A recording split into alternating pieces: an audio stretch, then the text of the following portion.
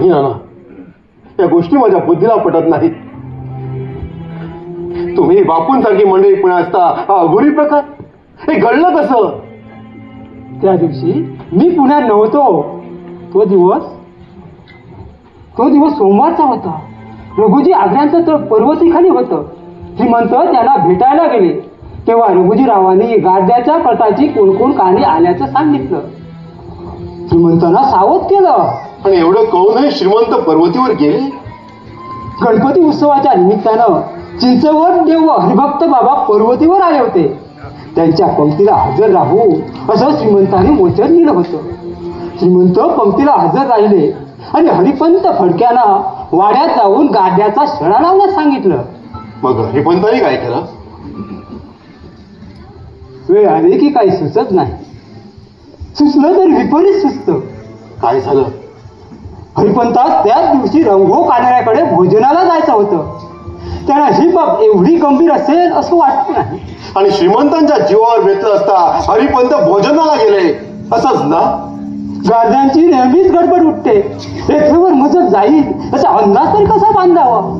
नाना मीरा, तुम्ही तरी असे बोलू नका. लोकप्रवादाला जबाबदार माणसाने साथ दिली तर ते अनर्थकारी ठरते. तुमच्यासारख्या जबाबदार माणसाने असं चुकूनही बोलू नये. मी काल महाली गेलो होतो. दादासाहेब आपलीच आठवण काढत होते. त्या वाड्यात जाण्याचं पळत आहे, पायी राहिला नाही. पेशवे राज्याचे कर्ते असले तरी खरी जबाबदारी अमात्य, कारभारी, चिटणीस, न्यायाधीश यांचीच असते. शल्य मनाला खुपतं. कुठंतरी आपलीच कसूर झाली असं वाटतं. पगारावरून गाद्याने खिडकी दरवाजापाशी बाचाबाची आरंभली. तेथे बुधसिंग जमादार होता.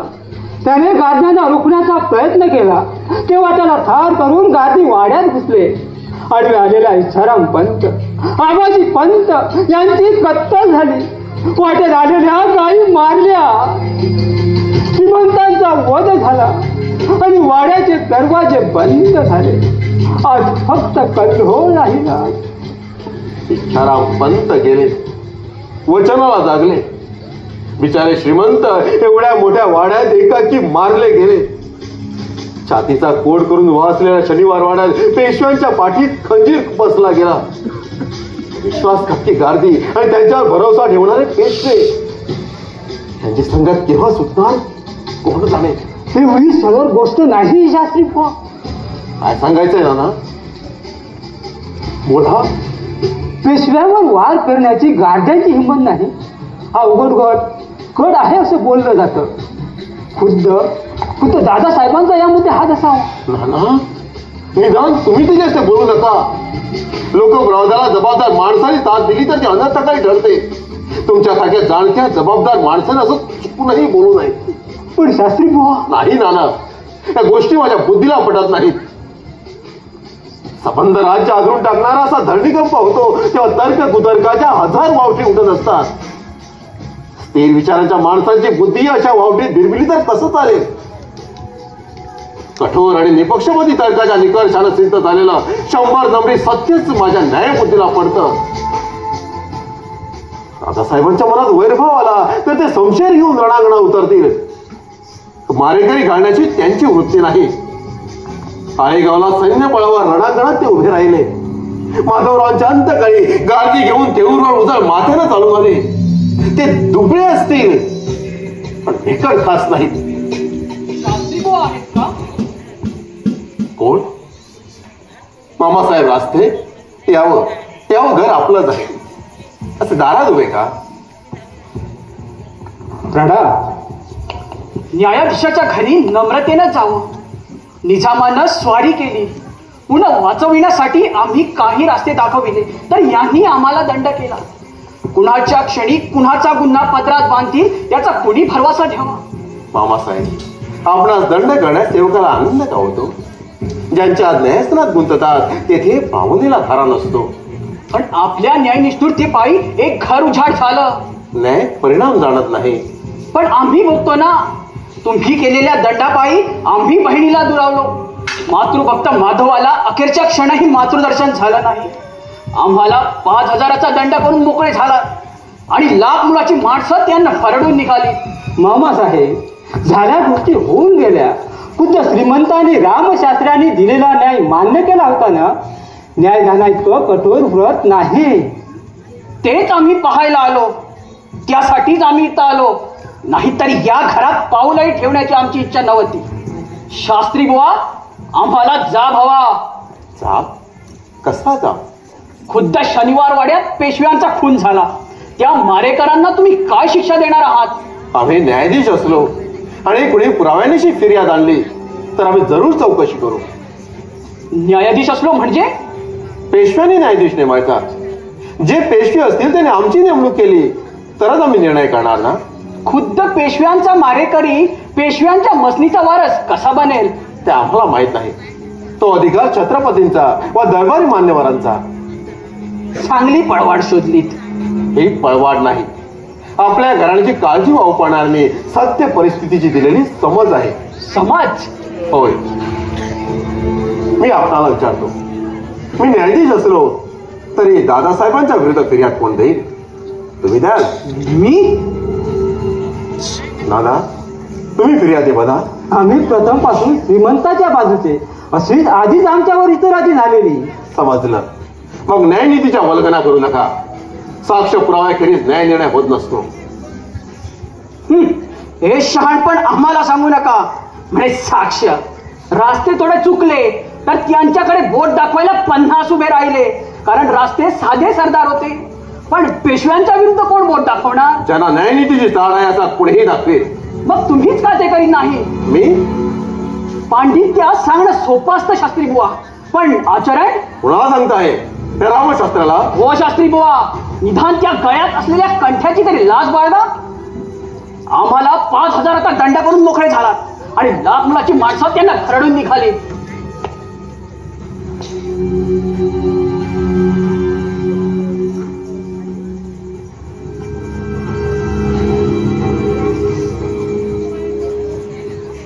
तेव्हा तुमच्या कठोर न्यायदानावर प्रसन्न होऊन श्रीमंत माधवरावांनी तो कंठा आमच्या देखत तुमच्या गळ्यात घातला.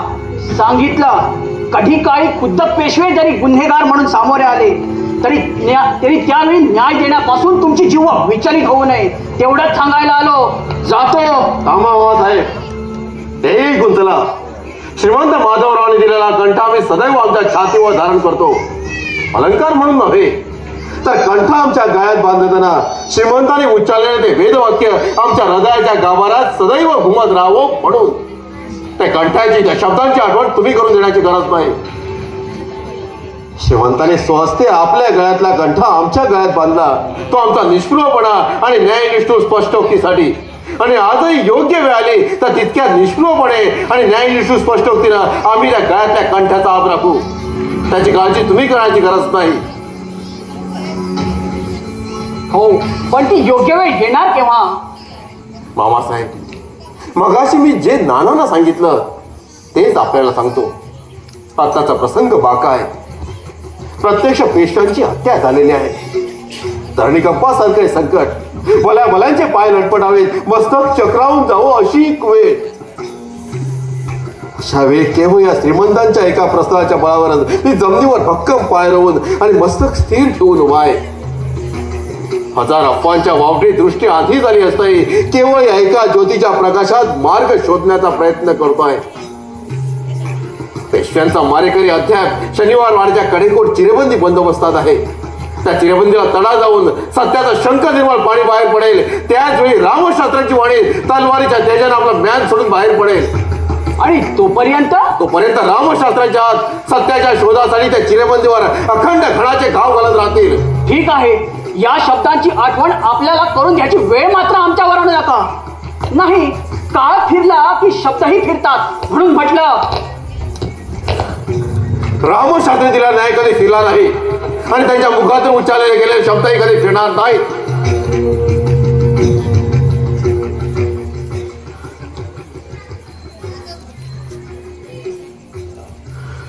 नाना, तुम्ही काही म्हणा, पण या दादासाहेबांचा आज असेल हे माझ्या बुद्धीला पटत नाही.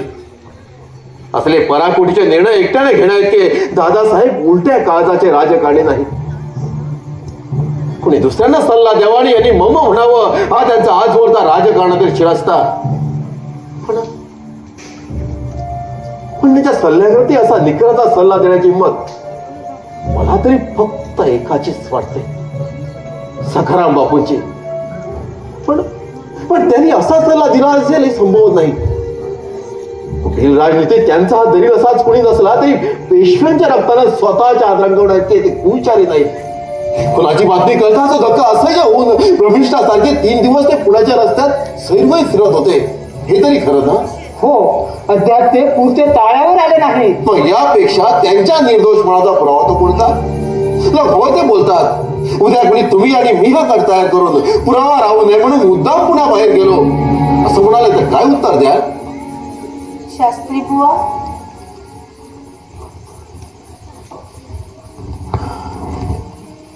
सर्व क्षेम आहे ना?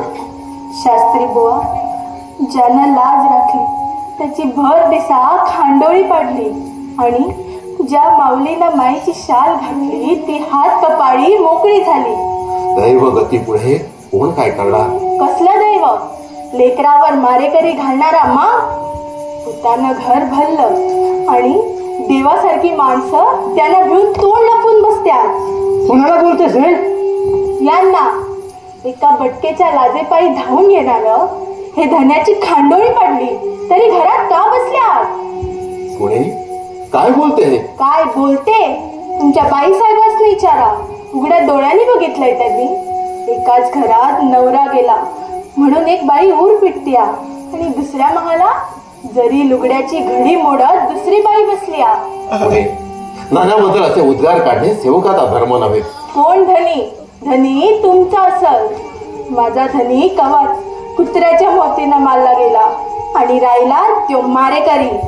खबरदार एक शब्द पुढे बोलशील तर गुणी दुःख संताप मी समजू शकतो, पण दुःखानं संतापून एखादी मुंगी हत्तीच्या पायाला चावायला निघाली तर ती मुंगी हत्तीच्या पायाखाली चिरडली जाते. हत्तीला तिची दखल सुद्धा नसते. होय, पण तीच मुंगी हत्तीच्या कानात शिरली तर? पण हत्तीच्या कानापर्यंत जा आणि तिथून मला प्रश्न विचार. त्यावेळी योग्य ते उत्तर मी तुला देईन. पण तोपर्यंत मात्र नुसती जीभ चालून लहान तोंडी मोठा घास घेऊ नकोस. बाईसाहेबांनी हे द्यायला पाठवलं होतं म्हणून मी आले. हे घ्या. काय हे? तोरण? होय, दादासाहेब पेशव्या बनल्यात नव. गावच्या सगळ्या घरावर आज तोरण गुढी उभा हाय. हुकूमच आहे तसा. वाड्यावर बी तोरण लागलंय. बाईसाहेबांच्या महाली लावण्यासाठी तोरण आलं होतं, तेच त्यांनी आपल्याकडे पाठवलं. येते म्या. थांब गुणे, तुमच्या बाई साहेबांना जाऊन अत्यंत नम्रपणे आमचा निरोप सांग. त्यांना म्हणावं रामशास्त्री श्रीमंतांच्या सुटकात आहे. सुटकी घरावर तोरण लावलं जात नाही, जाणार नाही.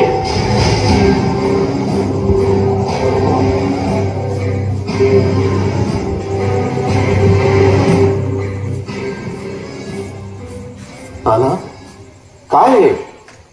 साऱ्यांनाच काही समजेल असं झालं आहे. श्रीमंत गेले नाही तो दादासाहेबांनी आपली द्वाही शहरभर फिरवली, मिरवणूक काढली, गुढ्या तोरणे उभी केली सक्तीने. हा दोष त्यांचा नाही, आलेल्या सत्तेनं दुःखाचा विस्तार पडला म्हणून काय गुढ्या तोरणे उभी करावी? तर कारण तरी? कारण एकच, सत्तेच्या पायऱ्यावर विवेकाच्या पायघड्या अंतरलेल्या असतात. त्या तुडून सत्ता गाठता येते. त्यावेळी काय वेळेचं भान फुटलं.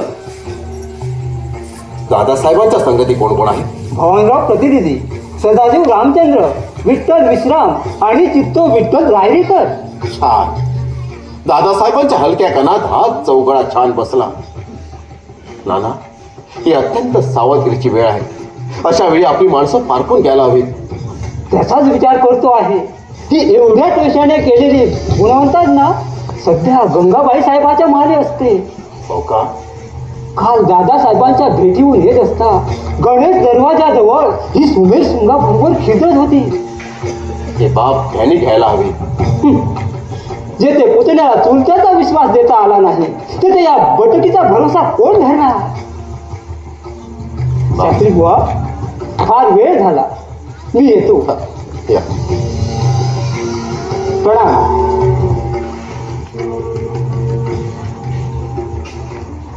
वाड्याची काय हालवाल आहे?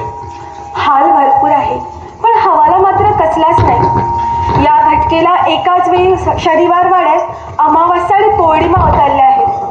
कुठल्या पंचांगात सुद्धा ही ग्रहदशा कोणी मांडली नसेल. अमावस्या आणि पौर्णिमा एकाच वेळी?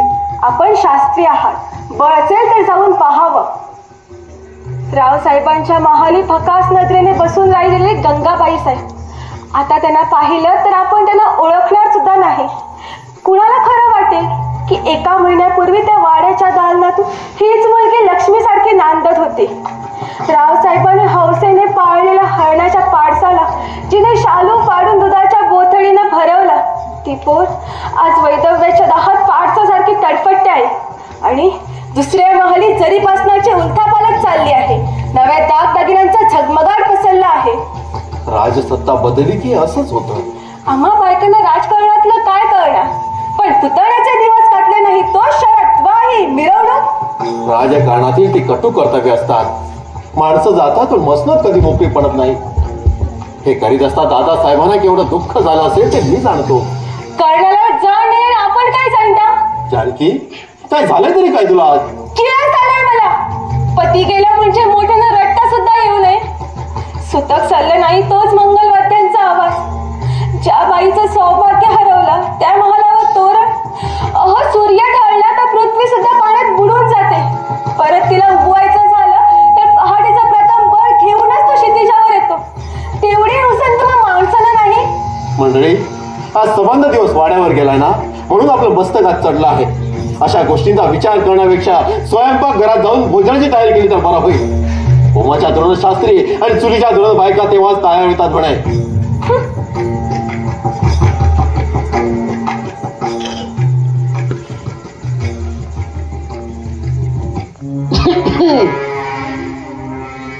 का आला होता? साखरी पायी. साखरी कुणाची? तुमची नव वाड्याची. तुळजी, हे सभ्य माणसाचं घर आहे. हे बी सांगायला लागतंय. काय काय म्हणतोस? सासरी बुवा, न्यायाधीश नवा तुम्ही आणि तुम्हासनी एवढं बी कळू नये. काय कळायचंय? दादासाहेब पेशवे झाल्यात. समद्या गावात बुडं तोरणं उभी केली आणि साऱ्या पुण्यात तुमचं घर मोकळं. छा, हे बरं नव. कळलं तेव्हा तसा झालो. उद्या घरावर तोरण काठी लागाया पाहिजे. हा, तुमच्या जवळ नसेल तर मला सांगा, म्या जातो वाड्यात आणून. तुळजी, मी श्रीमंतांच्या सुटकात आहे. सुटकी घरावर तोरण लावला जात नाही, जाणार नाही. लावलं नाही तर लावलं जाईल. तुळ्या, अशा वर्तळबाई नारायणरावने ज्या पाठीचं धिरडं केलं होतं त्याचा विस्तार एवढाच पडला. बघितलं ना त्याचं काय झालंय ते. तुळ्या, काय बोलतोस? कुणाला तुळ्या म्हणतात? मला सासरी बा, तो तुळजी पवार पुण्याचा कोतवाल आहे, विसरू नका. पुण्याची कोतवाल आणि तुझ्याकडे? वय, दादासाहेब पेशवे झाले की मलाच कोतवाल करणार आहेत. तेव्हा ते करो. ते तुम्ही सांगायची गरज नाही, पण सांगून ठेवतो या, उद्या घरावर तोरण लागायच पाहिजे. आणि नाही लागलं तर? नाही लागलंय तर जरा गावात फिरून चौकशी करा. यो तुळजी पवार एकटा फिरत नाही. ज्याच्या घरावर तोरण नसल त्या माणसाच्या पाठीवर तोरण उठूनच. अरे जा, असेल हिंमतची गाडी घेऊन ये. ज्यासाठी फुकणारी कुत्री खूप ऐकले. जा. आमना कुणाच नाही कुत्रा म्हणतोस या मला. अरे जिथं त्या पोराला पायाला धरून तुळ्या, टाक तिथं वर खाली. टाक म्हणतो ना. उचल उचल आणि चालता हो.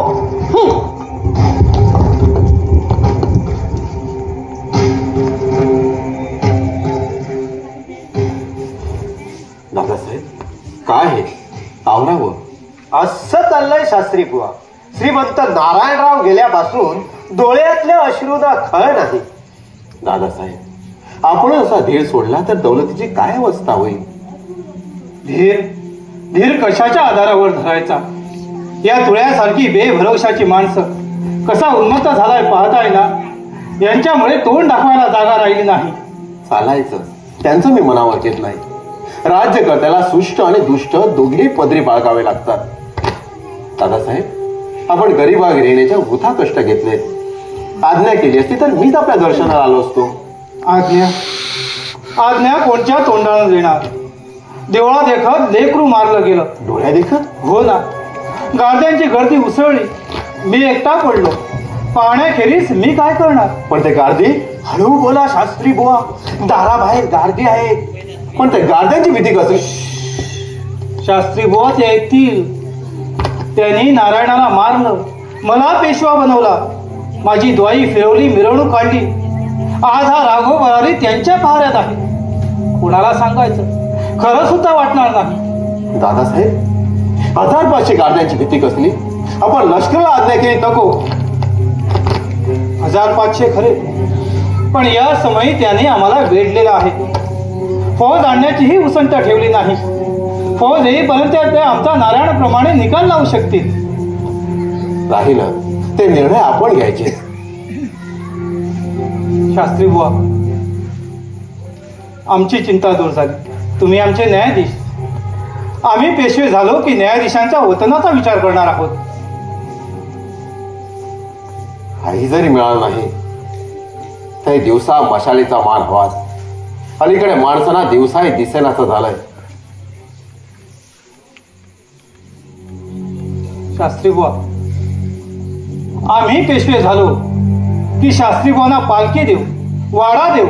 शस्त्राचं कोठार वाड्याच्या इतमामानं भरलं जाईल. शास्त्री बुवा दिवसा मशालीचे मानकरी बनतील. दादासाहेब, काही जरी मिळालं नाही तरी मशालीचा मान हवाच. अलीकडे माणसांना दिवसाही दिसेनाचं झालंय. हाती तोफ आल्याशिवाय मशाल टाकता येत नाही. तोफ? कसली तोफ? न्यायाची. न्यायाचा प्रकाश पडल्याखेरीज जुर्माचा अंधकार दूर होत नसतो. शास्त्री बुवा, आम्हाला फार वेळ नाही. फक्त 2 दिवस राहिले. सर्व कामे तशीच आहेत. शिंदे होळकर आलेले आहेत. छातीवर दगड घेऊनच हे सारं कर्तव्यपोटी करतो आहोत. तेव्हा आपण दरबारी येणार का? आपण निश्चिंत असावं. आम्ही जरूर तेथे येऊ. यावंच लागेल. कुणी जरी आलं नाही तरी आम्हाला तिथे यावंच लागेल. येतो आम्ही.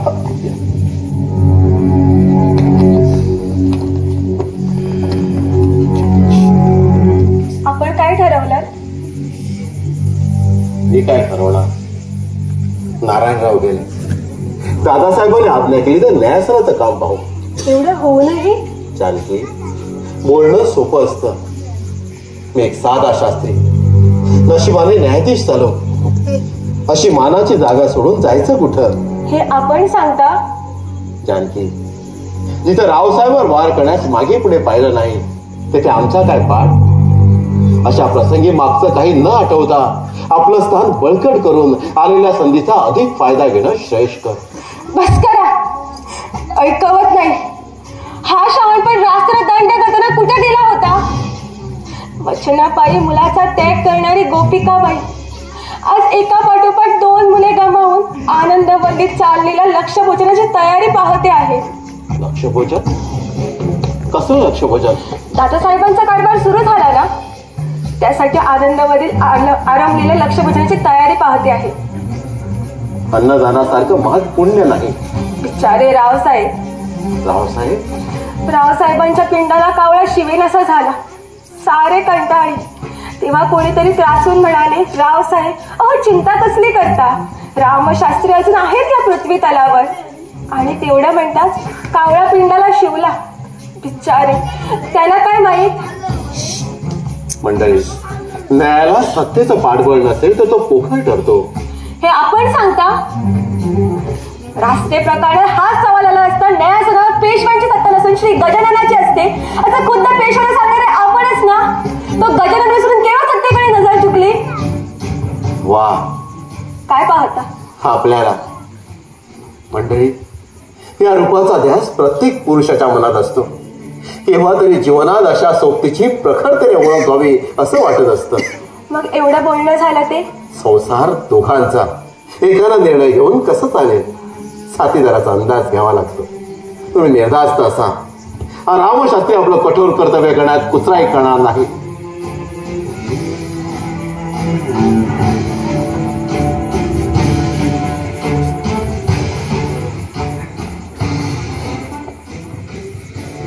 शुद्ध विचार आणि बिनतोड संशयातीत पुरावा यांच्या बळावरच हा न्यायदानाचा तराजू भासतो. पण त्या तराजू सारखीच माझ्या मनाची आणि बुद्धीची आज दोलायमान अवस्था होते. तुळ्या पवारासारखा दीड दमडीचा मनुष्य पेशव्यांच्या सरन्यायाधीशावर तलवार उपसण्याचं धाडस करू शकतो? नारायणरावांचं काय झालं ते लक्षात ठेवा अशी धमकी देतो. पाठोपाठ खुद्द रघुनाथराव आपण होऊन माझ्या दाराशी येतात. एकीकडे नारायणरावांसाठी अश्रू घालतात, खून आपल्या डोळ्यात देखत झाला असंही सांगतात. का तर 1500 गार्दनी त्यांना भेटलंय म्हणून. अटकेपार झेंडा लावण्याचा दिमाग अहोरात्र मिरवणारे राघवबारी आज आपल्याच पदरच्या गार्द्यांच्या दास्तीनं भेदवून गेल्याचा देखावा करतात. आणि सर्व करीत असता एकदाही माझ्या दृष्टीला दृष्टी भिडवत नाही. आज दादासाहेबांच्या लपंडाव खेळणाऱ्या नजरेत त्यांच्या मनातील गुन्हेगार डोकावताना मला स्पष्ट दिसत होता. दूध आणि पाण्याच्या मिश्रणातून राजांचा नेमका दूधच घेतो, त्याचप्रमाणे नित्य न्यायासनावर बसून मनभर असत्याच्या ढोंगात मिसळलेला सत्याचा एक एक कण देखील नेमका वेचून काढणारा मी. माझ्या डोळ्यात धूळ फेकणं इतकं सोपं आहे असं वाटतं आपल्याला. दादासाहेब, तुम्ही इथे आलात तिथेच फसलात. मी तुम्हाला ओळखलं. न्याय देवता तुम्ही समजतात त्या अर्थानं अधीन असते. त्याची नजर शंकराच्या तिसऱ्या डोळ्याप्रमाणे बकर असते. रघुनाथराव बल्लाळ, तो तिसरा डोळा उघडण्याची वेळ आता आलेली आहे.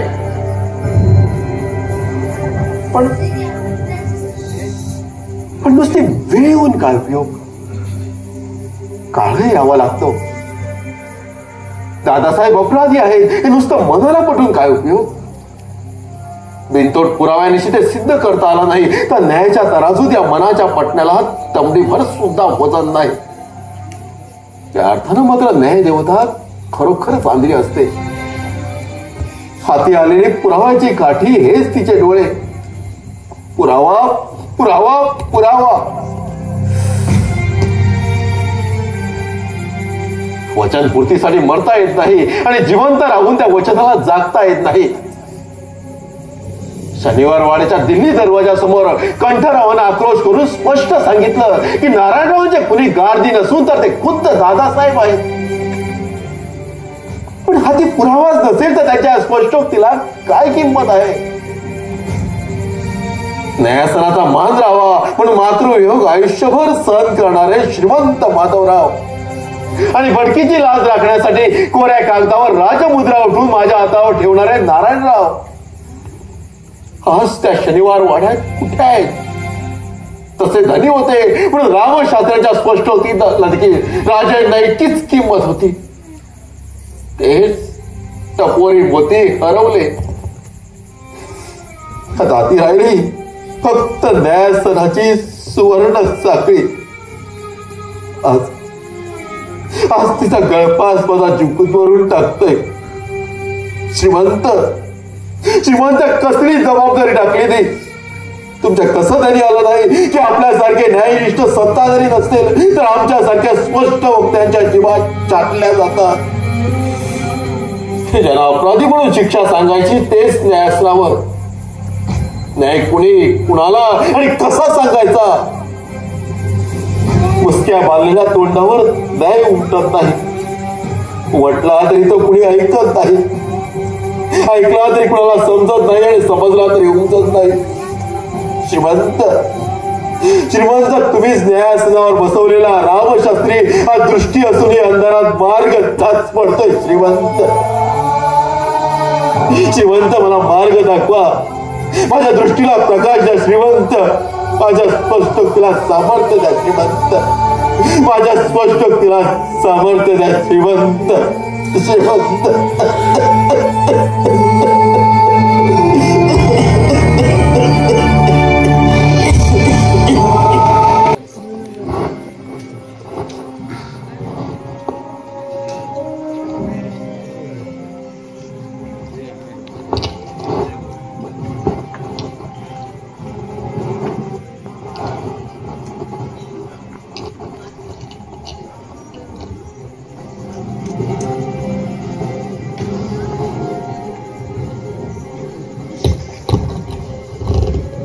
परतायला उशीर झाला.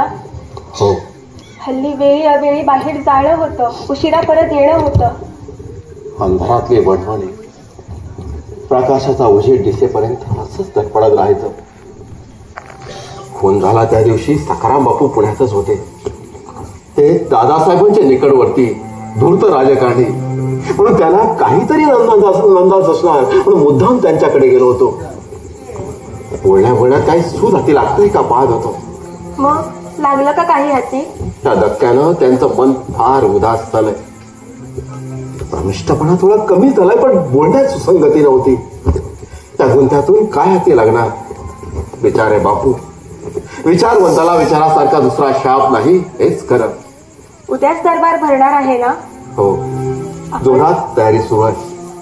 मग नानांची सुद्धा गाठ भेट झाली नाही. आपण जाणार असालच.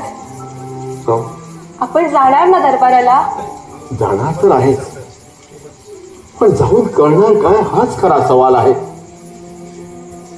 समयी पेटवू का? नको जानकी, नको पेटवूस ती समय. हे अभागी तोंड लपवायला अंधाराच बरा. शास्त्री बुवा आहेत का? कोण? बाईसाहेब आल्या. ऐकलत का? गंगाबाई साहेब आल्या आहेत. आपल्या घरी?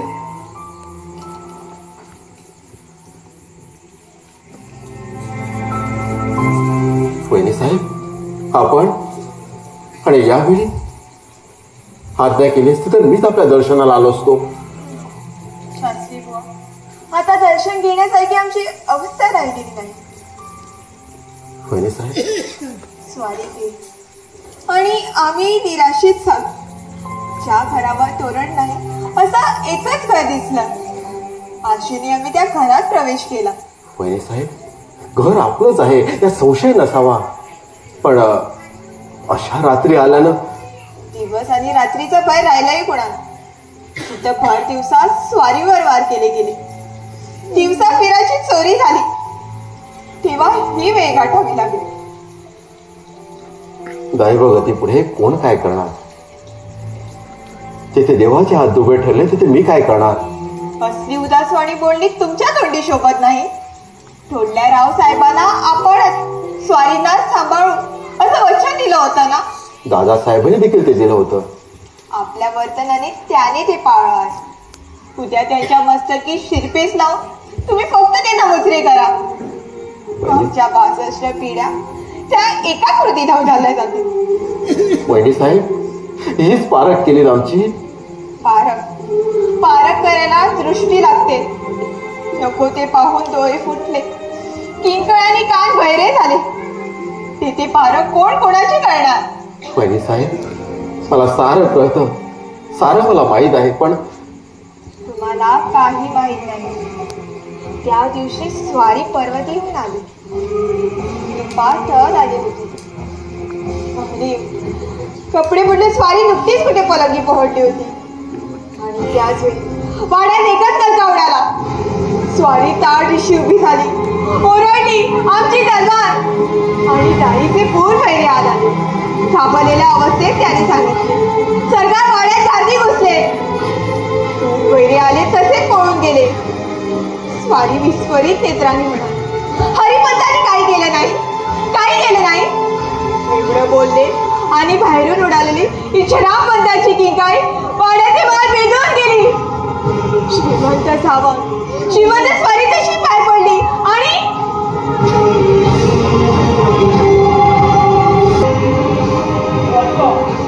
काका मला वाचवा, वाचवा काका, मला वाचवा काका, काका मला वाचवा. काय झालं काका? काय झालं काका? मला वाचवा काका. काका हवं तर मला किल्ल्यावर ठेवा, मला नात्याची भाकरी घाला. काका, काका हवं तर राज्य तुम्ही करा, पण मला वाचवा. येऊ नकोस, मी आहे ना. काका, काका मला ते मारतील. हो काय झालं? काय झालं काका? ते मला मारतील. काका मला वाचवा. काका, काका, काका मला ते मारतील. पुढे पुढे येऊ नका, सरकार त्याला आमच्या हवाली करा. काका, काका मला तुम्ही खाऊ नका, सोडा त्याला. काका, काका तुम्ही टाकलं तर मला नाकणारा पुढे जाईल. काका, त्याची काय करून चालणार नाही. नाही सोडा म्हणते ना. काका, काका मला ते मारतील. हो काका तुम्ही नाकणारा पुढे नाही. काका, काका ते मला मारतील. हो काका.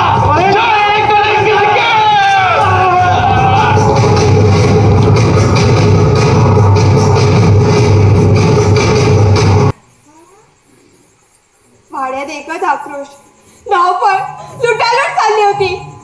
सारा बळ करीत मी धावत गेले. आणि माझ्या सगळे तुकडे रक्त चांगले पडलेली त्रास होईल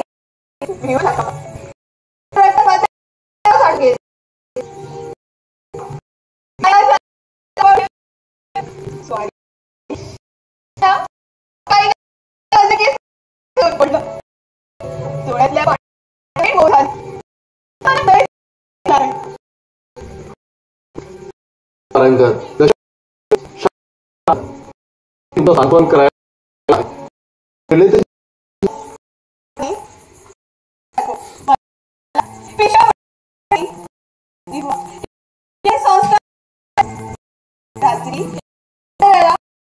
जन्मदा देऊ त्या मारेकऱ्याला साक्षी कामगिरी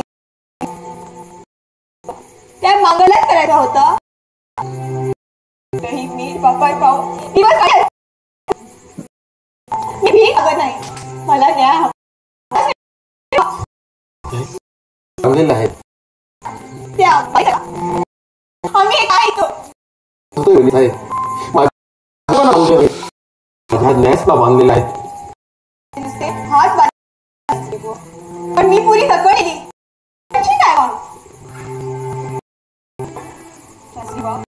मरायचं असतं तर त्यातला सरी सरळ कशा कोण्या खोरी सुद्धा ते सांगत आलं असतं. पण माझ्या नशिबी ते सुद्धा कालच्या पेशव्यांच्या उद्याच्या वारसाठी मला जगावर नारायणगावचा वारसा म्हणजे होय तुमच्यासाठी नव्हे माझ्या उजरी पाडणाऱ्या मुलासाठी तुमच्या दारी आली. तो मोठा होईल त्याला कोणत्या तोंडाने सांगू की तुझ्या त्यावर ज्याने घाव घातला त्यांनी सुद्धा अभय दिला त्यांना पेशवे बनवला. वहिनी साहेब संयमाचा अंत पाहू नका. पण कसा न्याय भावना जाणार नाही. पाहून टाकणार सत्य माझ्या मनाला ते पटलं. पण न्यायाच्या अर्थ सत्य आहे सत्य नाही. तुमच्या मनातून बाहेर पडले आणि त्यानंतर तुम्ही पाहिला तो त्यांचा छिन्न भिन्न देह. त्या साक्षीनं काय सिद्ध होणार. खून झालाय तर सत्यच आहे. तो गार्द्याने केला हे जाहीर झालेला आहे. पण तो दादासाहेबांनी करवला हे कसं सिद्ध करणार. त्यासाठी व्हाय प्रत्यक्ष पुरावा. निदान दादासाहेबांचा हात त्या खुनामागे होता हे खात्रीपूर्वक माहीत असलेला एक जबाबदार माणूस त्याचा शब्देवर सांगायला पुढे यायला हवा. साक्ष पुरावाच नसेल तर मी तरी काय करणार.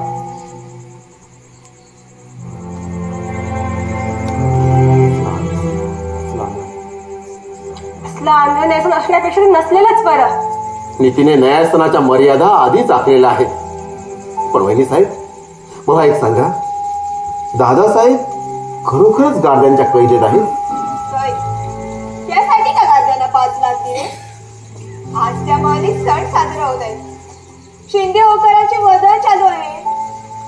नाना दरबाराच्या तयारीत गुंतले. हे कैदेत होता. कितीही तर्क सुसंगत वाटली तरी ही केवळ अनुमान. हा अप्रत्यक्ष पुरावा. माझ्या हाती एवढा जरी प्रत्यक्ष पुरावा असता तर पुरावा तेवढाच तुम्हाला ठाव हाय. बाईसाहेबांच्या कपाळचं कुंकू पुसलं तो पुरावा नाही. कुणी तू यात बोलू नकोस. त्या गोष्टीत मग दासीना करणार नाही. खरं हाय. बोलून चालून बटीक मी मला काय कळणार. शानी सवरती तुमच्यासारखी माणसं उघड्या डोळ्यांनी सारं बघून मी पुराव्यासाठी नटली. उकिरड्यावर पुरावा सापडत नाही शास्त्री बुवा. कुणी तुला यात बोलण्याचा अधिकार नाही. त्या गोष्टीत मग दासीना करणार नाही. शास्त्री बुवा तिचं बोलणं मनावर घेऊ नका. खरं हाय. बटीक मी मला काय किंमत. शास्त्री बुवा पुरावाच हवाय नव. तो दिला तर पुरावा तू देणार. होय ह्यो घ्या.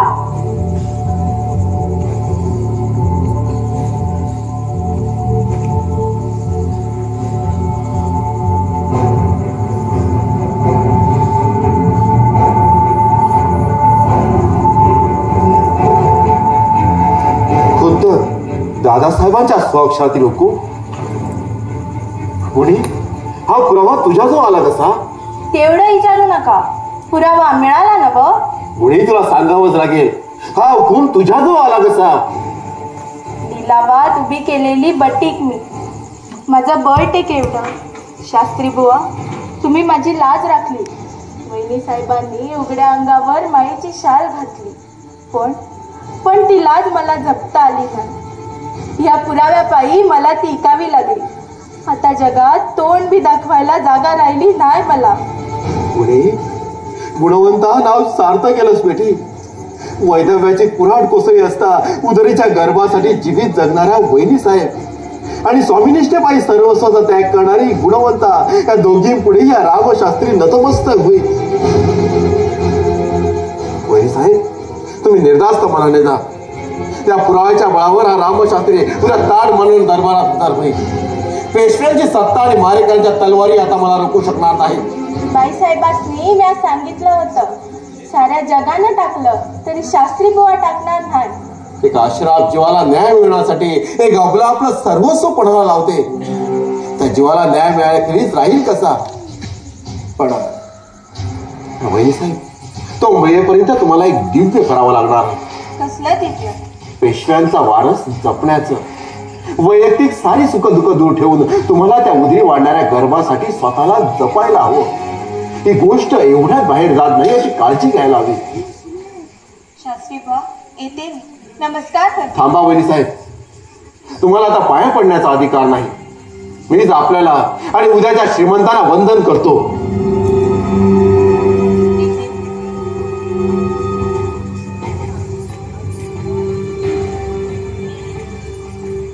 पुरावा हाती लागला ना? हो. खरंच वहिनी साहेबांची पुण्याई अजून सल्लेली नाही. वहिनी साहेबांची सल्ली की नाही ते मला माहित नाही, पण तुमच्या पुण्याईबद्दल काळजी वाटते. माझी पुण्याई? जानकी, हा साधा पुरावा नाही, तुझ्या कुंकवाला केलेलं आव्हान आहे. हे कसं ध्यानी येत नाही तुझ्या? माझ्या कुंकवाला काय बोलता आपण? जानकी, उद्या मी दरबारी जाणार आहे तो मृत्यूला आव्हान देण्यासाठी. अगं, तिथं भर दिवसा प्रत्यक्ष पुतण्याचा खून करून पेशवेपद पचू पाहणारे दादासाहेब, त्यांच्या गंडस्थाला आम्ही अंकुश उगारू लागलो तर चुटकी सरशी आम्हाला चिराडल्याशिवाय राहतील कसे? उद्या आम्ही दरबारी जाणार आहे तो परत न येण्यासाठीच. त्याची चिंता मला नाही. जानकी, आमच्याशी विवाह झाला त्यावेळी तुम्ही लहान होता. हौस मौस करायचा काळ होता, पण घरात अठवा विश्व दारिद्र्य. पुढे ऐश्वर्याचे दिवस आले, पण आमच्या अनावस वृत्तीनं आम्ही तुम्हाला ते भोगू दिले नाही. हौस मौस, कपडे लत्ते, दाग दागिने, स्त्री सुलभ हौस कधी पुरवता आली नाही. राहत्या घरात धर्मशाळेत राहिल्यासारखं जगावं लागलं. असं बोलू नये. त्या सुखापेक्षा मोठं सुख मी भोगलंय. आज पुण्यात कसबा गणपतीचे मंदिर ज्या निष्ठेनं पाहिलं जातं, त्याच निष्ठेनं रामशास्त्राचं घर पुण्यातच नव्हे तर राज्यात प्रसिद्ध झालं. आणि अशा या मंदिराची स्वामिनी म्हणून मला आपल्या पायाचे स्थान मिळालं. यापुरतं दुसरं भाग्य ते कोणतं? सती रमाबाईचं बळ आणि सामर्थ्य तुम्हाला लाभो हीच इच्छा.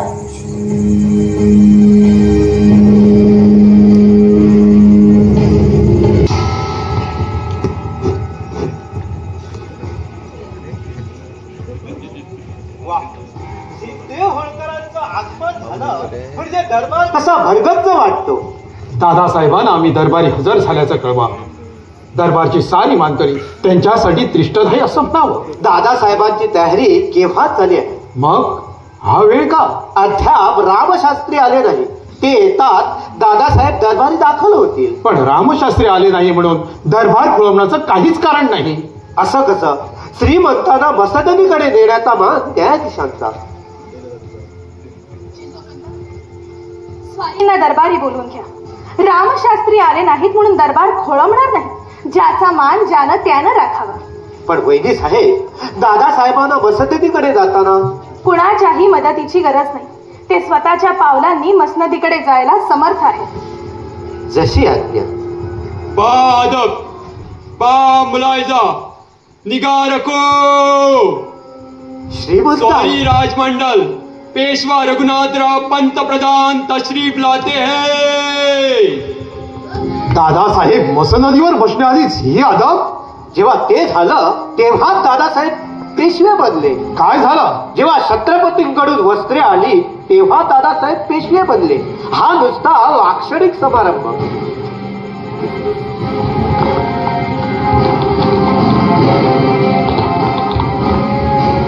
दादासाहेब थांबलात का? नाना, कसलं कठोर कर्तव्य हे. माझा नारायण गेला आणि आम्ही जिवंत राहिलो हे पाहायला.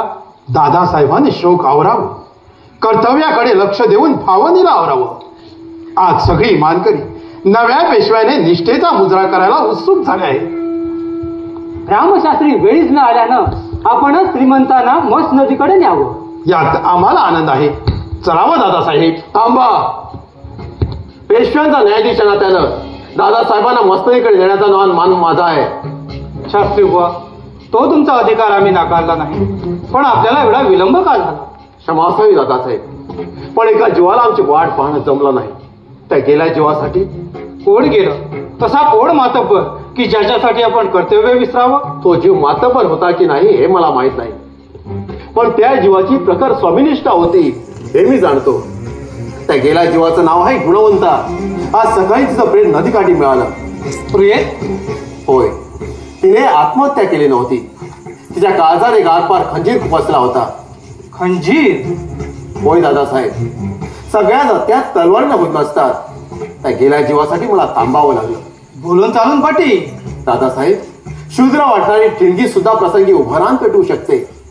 भटीक तर खरी, पण तिचा वणवा पेटवण्याचं सामर्थ्य अजून आपल्याला दिसायचं आहे. चला, आधी उशीर झाले. वाट पाहून थकलो, आपल्याला वेळ झाला म्हणून. दादासाहेब, गर्दी करून तलवारी चालवता आल्या तरी घाई करून पेशव्यांच्या मस्तनीवर जाता येत नाही. मस्तनीवर जाताना शांतपणे रीतिरिवाजाला धरून जायला हवं, पण जाण्याआधी आपले हात बांधून घ्यावे. हा रिवाज मोठा चांगला आहे. पेशव्यांच्या मस्तनीवर बसणारा पेशवा दौलतीचा मालक नसून राज्य कर्तव्याला जखडलेला गुलाम असतो. ही जाणीव राहण्यासाठी ते हात बांधलेले असतात. न्यायाच्या हाताचा आधार घेऊनच त्यांना मस्तनीकडे जाता येतं. चला, पहा ती पेशव्यांची मस्तक. शौर्य त्याच्याने कशी धगमगते आहे.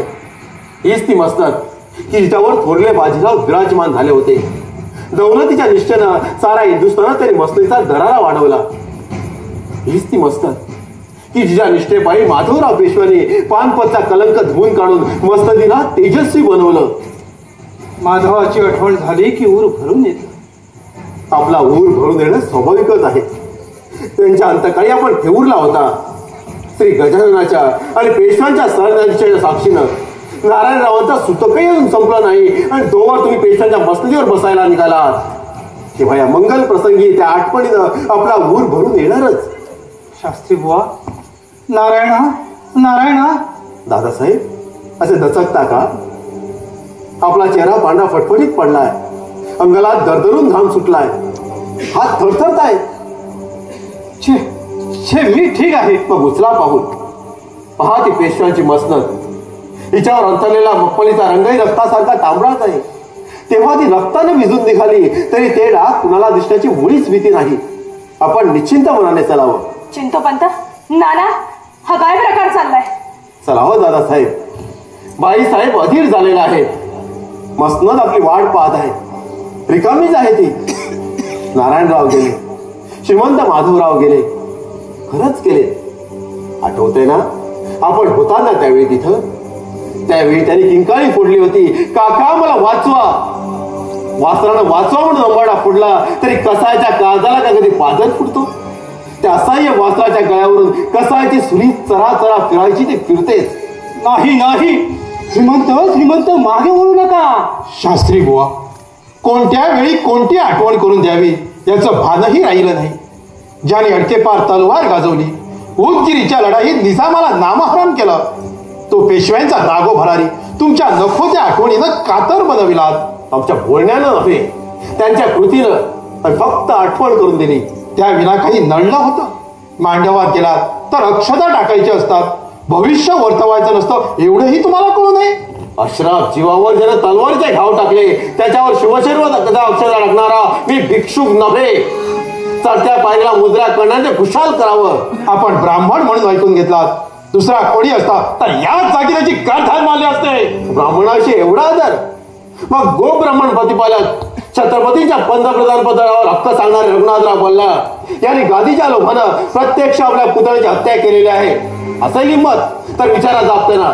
असेल मनगड ताकद तर त्यांना मुजरा करण्यासाठी उठणाऱ्या तलवारी रोखा त्यांच्या छातीवर. खबरदार शास्त्री बुवा, आमच्या इब्रातीवर आणि पेशव्यांच्या मसदनीच्या वारसावर बेगुमान आरोप करणारी बेलगामची वावरा जी वावरण्यासाठी मी आज दरबारात आलेलो नाही. सत्य पिपासून नराधमाच्या तलवारीचं पाणी जोखावं म्हणून माझी जीवा पाजळण्यासाठी मी आज दरबारात आलेलो आहे. पेशव्यांच्या समस्त मानकरांनो, पेशव्यांच्या दरबारात पेशव्यांचा न्यायाधीश रामशास्त्री निर्भीड आणि स्पष्ट आरोप करतो आहे. पेशव्यांच्या गादीवर हक्क सांगणारे रघुनाथराव बल्ला यांनी गादीच्या लोभानं प्रत्यक्ष आपल्या पुतण्याची हत्या केलेली आहे. श्रीमंत नारायणराव पेशव्यांचे खुनी हे आहेत. खोटं, साफ खोटं. मी खून केला नाही. गार्द्यांच्या गर्दीत दादासाहेब, गार्द्यांच्या गर्दीत नारायणराव मारले गेले तर मग ज्या गार्द्यांच्या हातात मणामणाच्या बेड्या दिसायच्या त्यांच्या हातात सोन्याच्या सलकड्या कशात? ज्यांची मस्तक मेकसून फुटायची त्यांच्या मस्तकावर शिरपेच कसे? मला माझ्या प्रश्नाचं उत्तर हवंय रघुनाथराव बल्ला. थांबलास का? असे लिंबात उपस्थित तलवार म्हणजे दरबारी मानकरना त्यावरचे नारायणरावांच्या रक्ताचे डाग तरी दिसतील. उठलेली वदंता आणि कल्पनेतील आख्यायिका निदान न्यायाधीश म्हणून घेण्यानं तरी बोलू नये. पेशव्यांच्या दौलतीचा न्यायाधीश पुरावा असल्याखेरीज बोलत नसतो. सुमेर सिंग पाहता काय या दगडबाजाच्या मुसक्या आवळा. खबरदार कोणी पुढे येईल तर न्यायाची लाज आणि मसदरची इमान राखण्यासाठी शिंदे होळकर न्यायशास्त्रांचं रक्षण करते. दादासाहेब, या तुमच्या कुत्र्या नावरा, नाहीतर या दरबारात रक्तपाताला शोर राहणार नाही. सुमेर सिंग मागे सरा. दादासाहेब, नारायणरावांच्या वेळी गार्द्यांना असं घडवलं असतं तर? काय पोरखेळ चाललाय हा. स्वारींच्या नावे छत्रपतींची वस्त्रे आली आहेत. स्वारींनी आता तरी मसनदीवर जाऊन बसावं. कसे बसतील? पेशव्यांची मस्तन म्हणजे भोगशय्या नव्हे, ते न्याय, नीती आणि धर्म याचं प्रखर प्रतिष्ठान आहे.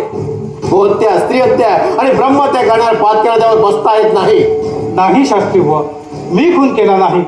सुमेर सिंग आणि खडक सिंगानं हे कृत्य केलं आहे. शिक्षेला ते पात्र आहेत, आम्ही नाही. दादासाहेब, ज्यांना साधी मुळाक्षराची ओळख नाही ते आकाशातील नक्षत्र टिपतील कसे? त्या पातकाचे धनी तुम्ही आहात. पेशव्यावर वार करण्याची हिंमत त्यांची खास नाही. हे कृत्य त्या गार्द्यांनीच केलं आहे. हो तर त्यांना शिक्षा करा. दादासाहेब, ते हस्तकला शिक्षा करून त्या मागच्या मस्तकाला विसरणं हे न्यायात बसत नाही. त्या पातकाचे धनी तुम्ही आहात, फक्त तुम्ही. फार ऐकलाय शास्त्री बुवा, पुरावा द्या. पुरावा आहे ना? हा घ्या पुरावा. हाच तो पुरावा. खुद्द दादासाहेबांनी नारायणरावांना मारण्यासाठी त्यांच्या खास हस्ताक्षराचा सही शिक्क्याचा दिलेला होतो. आणखी काय हवंय? आता खुशाल या मारेकऱ्यांना सोडा व दादासाहेबांना मसनदीवर बसून राजनिष्ठेच्या शपथा घ्या. शास्त्री बुवा, श्री गजाननाला स्मरून सांगतो, नारायणाला मारण्याचा हुकूम मी दिला नव्हता. माझा हुकूम फक्त धरण्याचा होता. कुणीतरी माझ्या उपरोक्ष हुकमात बदल केला. कोणीतरी धच्या ठिकाणी मा केला. कुणीतरी म्हणजे कोणी? म्हणजे बोला दादासाहेब, कुणी केला धचा मा? मला नाव सांगता येणार नाही, पण असा बदल झाला हे सत्य. मान्य. वादासाठी क्षणभर मान्य करू की तुमच्या अपरोक्ष तुमच्या हुकमात बदल झाला, पण कोणतरी तुमच्या डोळ्यात देखत झाला ना, ते तुम्ही माझ्याजवळ कबूल केलेलंच आहे. दादासाहेब, तुमच्या मनात फक्त धरावे असे होते तर डोळ्यात देखत मारू कसं दिलं? त्या क्षणी गार्द्यांच्या हात कानही कलम केले. दादासाहेब, एवढंच लक्षात ठेवा, जीवनातलं धन किंवा मान कागदावरच्या अक्षरांना बदलत नसतो. झालेला प्रकार योग्य झाला नाही हे खरं, पण पुढच्या संकटाकडे पाहायला हवं. सत्य परिस्थितीकडे डोळे झाक करून दौलतीचं नुकसान होईल. कसलं नुकसान? नारायणराव गेले. दादासाहेबांखेरीज पेशव्यांच्या गादीला वारस कोण? आणि म्हणून दादासाहेब पेशवे? असंभव. ही छत्रपतींच्या पंतप्रधानाची गादी आहे. त्यावर फक्त वीर आणि पराक्रमीच बसतात. गोहत्या आणि स्त्रीहत्या करणाऱ्या, ब्रह्मत्या करणाऱ्या पत्कांना त्यावर बसता येत नाही. पण पेशव्यांच्या गादीला वारस कोण? त्याची चिंता तुम्ही करू नका. माणसाला दोन दोन डोळे असले तरी परमेश्वराला सहस्त्र नेता असतात. पेशव्यांच्या गादीचा तो वारस, तो आठवा आज या क्षणी गंगाबाईच्या उदरी वाढत आहे. बाजारात तुरी आणि भटभटणीला मारी, त्यातलाच प्रकार हा. शास्त्री बुवा, गंगाबाई साहेबांच्या उदरी नारायणराव साहेबांचा वंश वाढतही असेल, पण तो पुत्रच होईल याची शाश्वती कोण देणार? आणि समजा पुत्र झाला तर तो मोठा होणार केव्हा, पेशवे पदावर बसणार केव्हा? तोपर्यंत काही मसनद रिकामीत ठेवायची. शास्त्री बुवा, झालेल्या प्रकाराबद्दल आम्हाला खंत आहे. तुम्ही आमचे न्यायाधीश, तुम्ही फक्त न्याय जाणता. पण राजकारणात नेहमीच न्यायाचा काटा वापरून चालत नाही. कधी कधी कौटिल्याचा काटाही वापरावा लागतो. सैतानं शास्त्राला सांगावा त्यातला प्रकार हा. रघुनाथराव, मस्तरीच्या पायऱ्यावर कौटिल्याच्या पायघड्या घातल्यात तरी तुम्ही त्यावर सांडलेले रक्ताचे डाग काही झाकले जाणार नाही. आणि कौटिल्यासारख्या थोर तपश्चर्याचं नाव तुम्ही तरी उच्चारू नये. प्रतिज्ञापूर्तीसाठी नंदवंशाचा समूळ नाश केल्यावर हाती आलेली सत्ता चंद्रगुप्ताच्या स्वाधीन करून केलेल्या बापाचं प्रायचित्त म्हणून घोर तपश्चर्या करण्यासाठी गिरीकंदळा निघून जाणारा तो आर्य चाणक्य कुणीकडे आणि एका अश्राप जीवाचा खून करून सत्तेला घट्ट चिकटून राहणारे तुमच्यासारखे क्षुद्र कीटक कुणीकडे?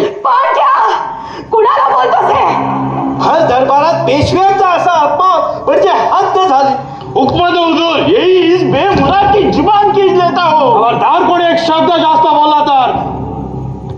शास्त्री बुवा, या प्रेजी प्रसंगातून पेशवे घराण्याची आणि दौलतीची इब्रत राहील असा काही मार्ग एकच. शास्त्री बुवा, प्रायश्चित्ताने या पापाचं परिमार्जन होणार असेल तर ते आम्ही आनंदाने स्वीकारू. आपल्या शास्त्रादशा कृत्याला प्रायश्चित असलं तर आपल्या असुरी गुन्ह्याला एकच प्रायश्चित्त आहे आणि ते म्हणजे देहांत प्रायश्चित. नाही. नीट विचार करून सांगा. दुसरे काहीतरी प्रायश्चित्य असलंच पाहिजे. दादासाहेब पेशवे आहेत. पेशव्यांची सोय गैरसोय पाहण्यासाठी शास्त्र लिहिली गेली नाही. शास्त्री बुवा, कसलं घोर प्रायचित्त सांगितलं. हे स्वीकारण्यात कसं शक्य आहे?